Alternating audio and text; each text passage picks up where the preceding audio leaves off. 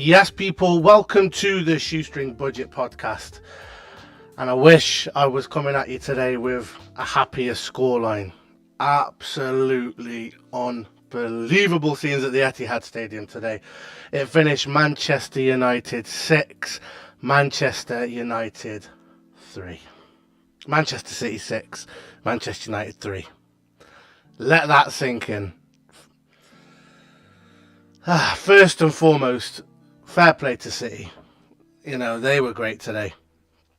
As much as it pains me to say it, I really have enjoyed watching what they bring to football. They pass the ball brilliantly. They keep possession. Their shape is exemplary. It's unreal football from them. It's cheat code football from them. But Manchester United pretty much lay down today. They lay down and just let Man City walk all over them. Now, Eric Ten Hag came out in the post-match interview. He said, there was no passion or courage from the Manchester United players, and that's totally true. I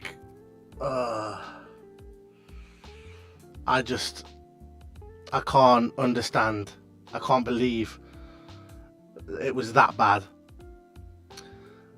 It was that bad today. Now, I just want to give a shout out to anyone that's watching or anyone in the comments. The comment section is loading, so I will give you a shout out in a minute. But I'm still reeling. I mean, I've calmed down a lot compared to what I was like earlier. It became farcical after when it got to 3-0, it just became a joke. But I mean, what happened with Haaland? Who was marking Haaland? There was nothing today. Nothing in that defence. I thought that was the worst we've ever seen of Martinez and Varane today. It's a difficult game as well. I don't want to go too hard on the players because you are playing against probably the best team in Europe at the moment, or if not the best, one of the top 2 or 3. I can't think of any other team, to be honest, that's better than Man City, in my opinion anyway. It's difficult to go in on the players, but I do think something needs to be said for the lack of desire and the lack of courage that we showed today. That was disappointing to see. Very disappointing to see. I think the only person we can really start on in this is Erling Haaland. I mean, that guy is a beast. He's a cheat code. He should not be allowed to be playing football, that guy. Probably the best striker I've ever seen. His movement, his pace, his strength, his height, his ability. He is going to be on that Ronaldo, Messi level, if not surpassing that. And he's only, 21, if that, 22? He's already there. He's already on his way to becoming the GOAT. We have to accept that. It's taken him 8 games to score 3 hat-tricks. The last 3 home games Manchester City have played, Erling Haaland has scored a hat-trick. What is that about? The guy is a cheat. But it is what it is.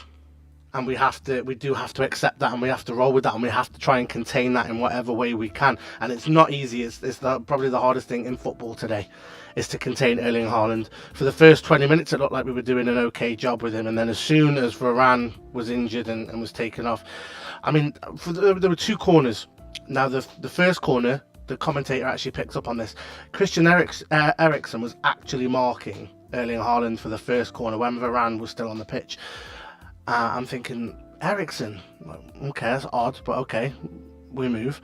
Then when Varane was injured and we were down to 10 defending a corner, the one that Haaland ultimately scored from, it's like I don't even know who was with him. I don't know who was man marking him. It looked like we were doing more zonal marking in that. There was nobody on him giving him any grief or stopping him in any way. We made it so easy for him at that point. And at 2-0 down, even at 1-0 down, and you could even make the argument for it 0-0, we showed nothing. There was no desire, and most importantly, there was no courage in that Man United team. Let me know what you think. Let me know where you stand with this, because For me watching it, it was just a lackluster performance from us. There was balls that were being played that were miles short of where they were meant to go. There was one Scott McTominay did right after we'd conceded, and it was picked up right in the centre of the park, and they ran through. And we were lucky to get the ball back off City at that point, but we just didn't have that, that attacking ability or that belief in ourselves. Asif, big up Asif in the comments there. He's blaming Martinez. Martinez had a terrible game today. And I know all the pundits and all the commentators are going to be coming out in force saying, oh, here we go, Martinez got showed by a real striker why he can't play centre-back, etc., etc., ignoring the fact that he's played in our past 4 games and played phenomenally well. Forget that, just this one time that he had a bad game. I don't know. And it's difficult because Erling Haaland is a difficulty for any defender. Now, I've seen there was a comment on one of my tweets earlier where someone was saying that they're excited to see Saliba up against Haaland. That's going to be interesting. That's going to be a very interesting contest. Obviously, we did the watch-along, or we did the post-match review of the Arsenal-Tottenham game yesterday, and Saliba was phenomenal yesterday. And we actually ran a poll. Bear in mind that a lot of our fan base, or a lot of the supporters and people that watch this show, are Manchester United fans. A lot of people voted in the way of Saliba as being a better signing or a more important signing than Martinez, which I was a bit shocked at. But yeah, I agree, Asif. Martinez was not good today. Really poor. Same from Varane. Same from the entire back line. Thought it was interesting that we hooked off Malacia and we brought on Luke Shaw for the second half. That was an interesting move. I thought Luke Shaw did okay when he came on. But we will get to the player ratings shortly. But yeah, big up Asif. Thank you for that. It was a shambles. I'm not shocked. I expected us... I actually did think, to be fair, we would win today, based on the fact that we like to play counter-attack. The counter was awful. Any attempts at a counter was awful.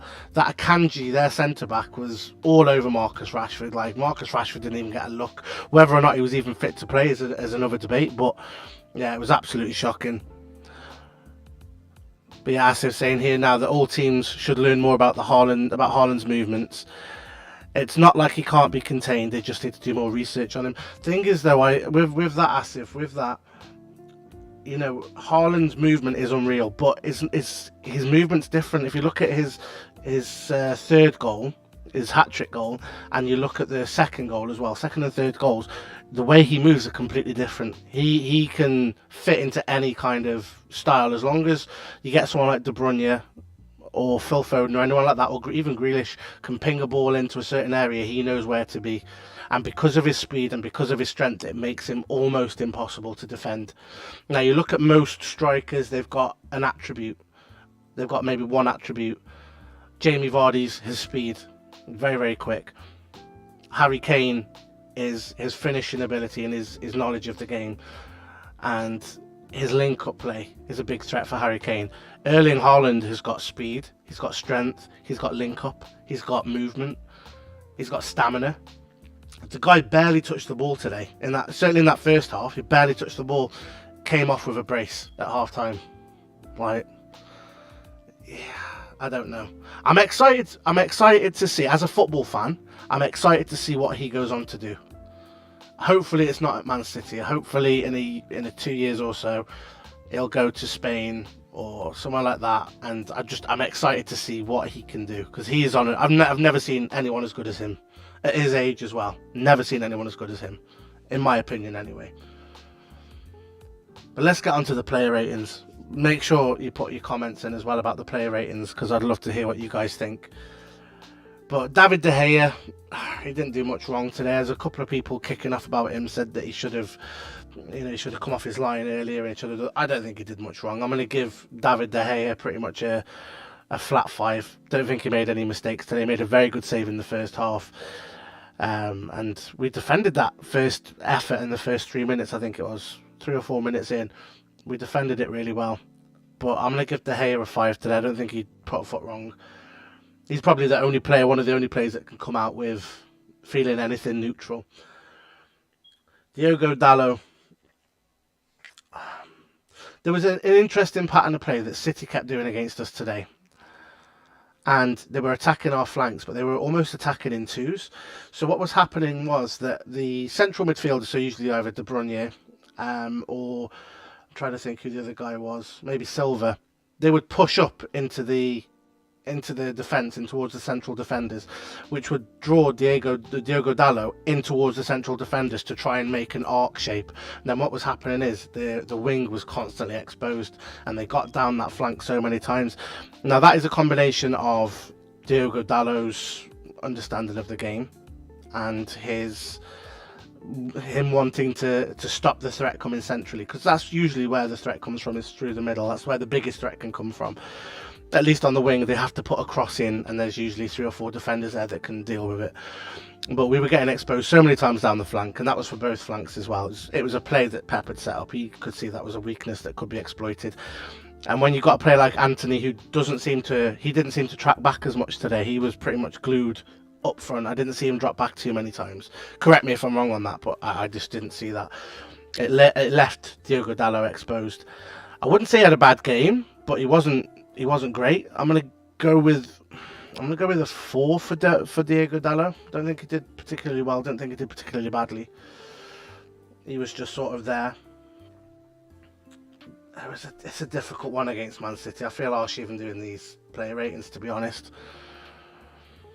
But yeah, I'm gonna go with that for Diogo Dalot.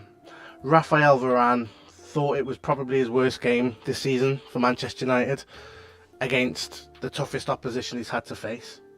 Other than Arsenal. Arsenal were very tough to face, but not as tough, obviously, as Man City. And yeah, I'm going to go with a 3 for Varane. Thought he was very poor. Let's have a look here. Martinez, I'm going to give him a 2. I thought, considering he played the full game, Varane gets a bit of a let-off because he was injured for the second goal, and he went off, I think, for the third and fourth, or for the third goal, I think. Can't remember quite how it worked out now, but yeah, I'm going to go with a 2 for Martinez. Very shocked at him today. And I'm going to go with a 3 for Malacia. I'm going to go with a 3 for Dalot as well. 3 for Dalot and Malacia and Varane. Martinez was the worst out of that back 4 today. Worst of the back 4. Moving up into the midfield. Oh, Scott McTominay. This is the game where Scott McTominay usually steps up. I was a big advocate of Scott McTominay starting this game. Big advocate of it. A lot of people saying, oh, he shouldn't be playing, he shouldn't be on. But no, for me, this is his game. I was all up for him starting this, but he was poor today. And I get it's one game, and I'm going to keep saying this, I get it's Manchester City, they're a tough team to play against. But you've got to do better. And I hope this isn't the start of him declining. This was the Scott McTominay we saw in the Brentford game and in the Brighton game to an extent. This was the McSauce that we saw today. Wasn't good. I'm going to give him a 3. Very weak in the midfield. My man Christian Eriksen as well. He was poor. Another one. He was rubbish today. Absolutely rubbish today. And I don't know if that's, again, him playing in a position that he doesn't usually play. He has for United, but he's never played before in his career in this sort of deeper role. It was got overrun. That midfield was opened up so many times. Even Aki from the centre-back was just running through. It was abysmal. But I'm going to go with a 3 for Eriksen. Yeah, he was poor today. Really poor. Really disappointed with him today. It also opens up the argument now. Is this the time where we start to say, right, Casemiro needs to come on? Because we seem to control the game a little better when Casemiro did come on. Is this now the time we drop Scott McTominay? That's definitely a question that needs asking. A lot of people before the game had even kicked off, a lot of fans wanted Casemiro in instead of McTominay. But Anthony on the wing now. Poor defensively, Very, very poor. His work rate defensively was very, very poor for me. Yeah, he scored a fantastic goal. He seemed one of the few players that didn't seem scared. He tried. He was really trying. He was going at him. Not everything he did came off, but I would rather see that in a game like this. I'd rather see someone with a bit of desire and, yeah, just a bit of passion. Bit of desire, bit of passion, bit of confidence, just going at him, just trying his best. I'm gonna go with give him a 5 today. He did get the goal. Defensively very, very poor. That's why it's not a 6. Defensively very poor, but fantastic goal as well. Probably one of the goals, probably the best goal of the game in terms of finishing. It was fantastic goal. Bruno 4. So we went back to old Bruno. This was the Bruno of old. Didn't really do much. He just did the glory balls that he tries to do, just sort of pinging it and hoping for the best. Quite poor from him. And we move on then to Jadon Sancho. I'm going to give him a 2.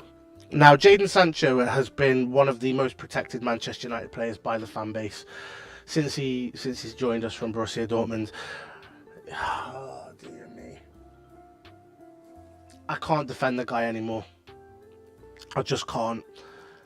He's been fantastic this season. This season we've started to see the best of him in them games. Certainly the Liverpool game, he was flying high in that game. Arsenal did well as well. But today everything was so off. He looked a player that he looked scared. He looked like a rabbit in the headlights. He had no idea what he was doing today. And it needs to be called out, and I think the fans need to feel more confident in calling them performances out. It was poor from him today, and I just don't want to see that kind of thing again, personally. And he needs to. Someone tweeted this earlier that he is a player that really needs to shake up and sort himself out, because players like, or managers like Erik ten Hag are not going to just let you get away with things like that. So we'll see.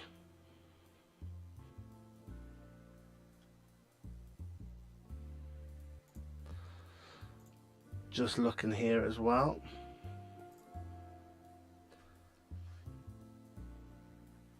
Jadon Sancho was just poor. Yeah, someone else has just sent me a message and I was saying Jadon Sancho was incredibly poor. Marcus Rashford. He shouldn't have been playing today. There was a lot of talk about him not being fit enough and not being well enough to play, and yeah, it showed. It really showed today. I think there was a comparison at half time between him and maybe Erling Haaland. I think it was Haaland had 25 touches or 30 touches compared to Rashford's 8, and Haaland had already scored 2 goals at this point. But I can't really go in on Marcus. He wasn't given the service. The service was non-existent for him today. There's a couple of times he didn't come away with the ball when he should have. He didn't distribute the ball well enough. But I'm gonna give him a 4. Nothing great, but it wasn't really his fault. I can't blame him fully for it. And then on the bench coming on, we had Lindelof coming on in the 40th minute. So 4. Didn't do much wrong, but it wasn't great, wasn't solid. Luke Shaw, I'm going to go and give a 5. I thought he did well when he came on. Don't think he really put a foot wrong. He looked like a player, even though he's been battered by the press and battered by the fans over the past few months, he looked like he was starting to show a bit of promise. And I like that from him. Casemiro, again, I'll give him a 5. We looked more comfortable when he came on. And that is where now we start to have that discussion. Is this the time where we drop Scott McTominay and Casemiro comes in? It's a little difficult for me to say, because on one hand, Scott has been fantastic this season. He's been really, really good, certainly in our last run of games. This game is a very difficult game to judge any player on just because of the opposition, how good Man City are. It's a very difficult one. And obviously the main man that came on was Tony Marshall. Got a brace. Great to see him back. Let's hope we can keep this guy fit. And 6-3 was a little bit more respectable, but not by much. Not by much. But it's one of them. We just have to go with it. We have to move. And I just don't know. I hope we start to see more now from Tony, and I hope he can stay fit for his career, because this manager seems to really play in a style and a system that suits him. And yeah, we'll see. We'll see there. Erik ten Hag. What can you say? I think tactically got it wrong today. I think tactically got it very wrong.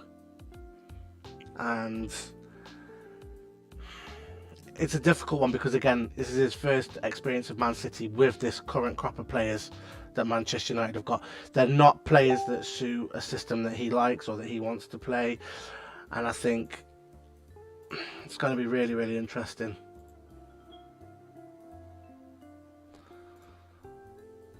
I'm sorry if we're having any sound issues this evening. I've had a couple of people say that there's some sound issues. Just got to try and rectify that. But yeah, just a real quick one tonight. I just wanted to get people's opinions on it and see what people think, and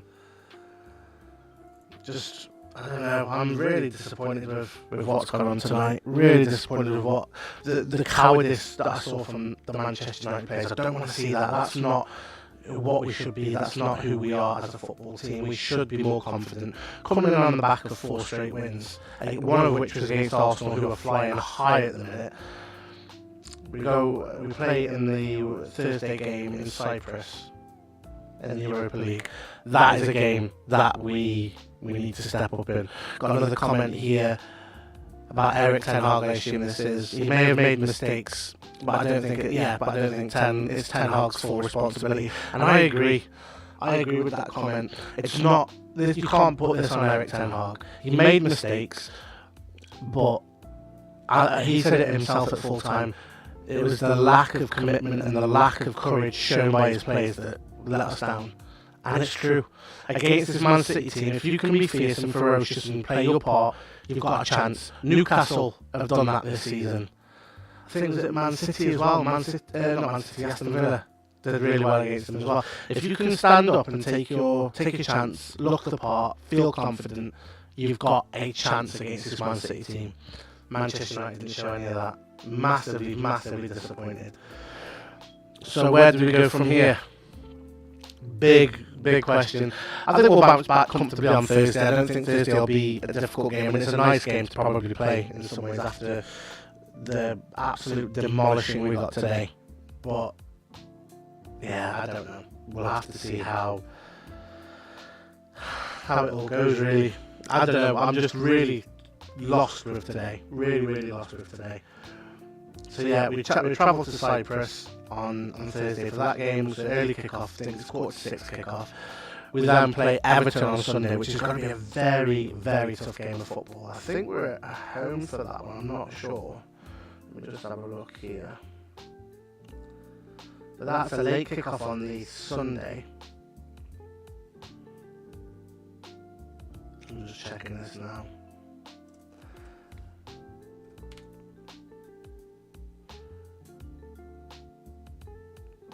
No, it's at Everton.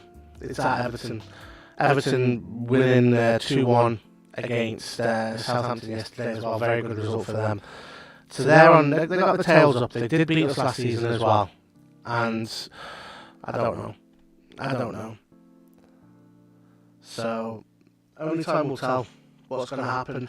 I like Erik ten Hag. This is the most important thing that I'll say tonight. Tonight's just been me ranting about the game, to be honest, because I'm just so frustrated at what I've already covered, really. But the most important thing I can say tonight is don't start with your Erik ten Hag out business. Don't start with that. That needs to be gone. Don't start with that. Erik ten Hag is part of a process. He started a process at Manchester United. We have seen some of the best football and some of the most consistent performances since he's taken over. He knows what he wants, he knows what to say, he knows how to get the best out of this group of players. And don't forget, these aren't his group of players yet. There's still transfer windows that need to be addressed properly. He didn't get what he wanted in the transfer window this year. He has to take time to develop. It's not going to happen overnight. We aren't ready to go toe-to-toe with Manchester City yet. We went toe-to-toe with Liverpool and won, which is a big step up from last season. We went toe-to-toe with Arsenal and won, which is better than last season. We just need time to develop a little bit more and just show more confidence. We have to back the boys. Fair enough, be frustrated with today's game. It was disappointing. It's one of them. It's Man City, the best team in the world. Get gone. Just move on from that. Get behind your players, get behind the boys, and they will come good. I know it won't. See you on Thursday for that Europa League game. Absolutely crazy.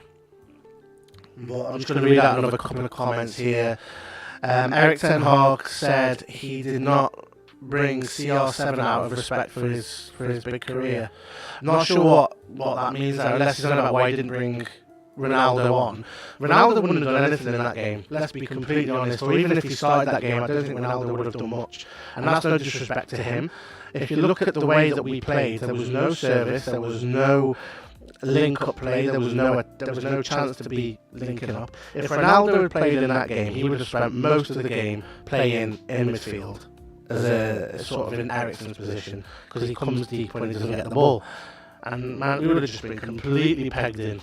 I totally agree with the decision not to play Ronaldo today. He wasn't right.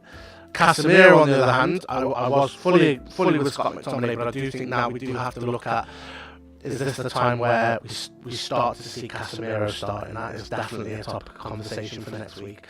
We're going to come back with a couple more podcasts this week. I'm waiting to hear back from the boys when their availability is, so we can get up and running a bit more consistently now with some of these lives and getting some more comments. And thank you for everybody that has commented on tonight's stream. It's been great, thank you. And we move. See you Thursday.